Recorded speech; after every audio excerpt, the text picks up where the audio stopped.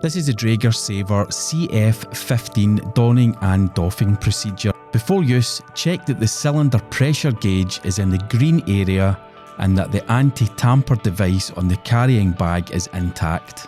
Place the neck strap over your head and adjust it so that the unit sits in the centre of your chest. If a waist belt is fitted, fasten it and tighten it until the equipment feels secure and comfortable. To activate the unit, grip the loop on the lid of the carrying bag and pull it firmly upward to break the anti-tamper tag and open the bag. Opening the unit removes the locking clip and automatically activates the cylinder valve, starting the air supply to the hood. Important: airflow begins immediately upon opening, so don the hood and move to safety without delay. As this is the CF15 model, it provides 15 minutes of air supply.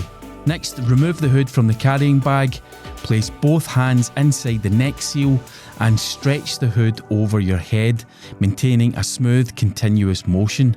If you are wearing spectacles, take care when stretching the neck seal over them. If you have long hair, tuck it inside the hood.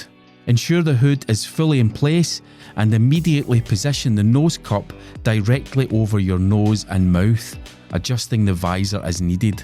Once the hood is on, breathe normally and leave immediately, using the shortest and safest escape route. Do not remove the equipment until you are in a safe area and clear of the hazard.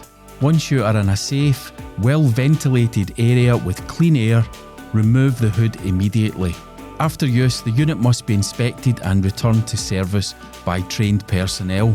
Frontline Safety is an official channel partner of Drager Safety and a certified Drager breathing apparatus service partner. For sales and servicing of the Drager Saver CF15 escape set, please get in touch with us on 0141 771 7749.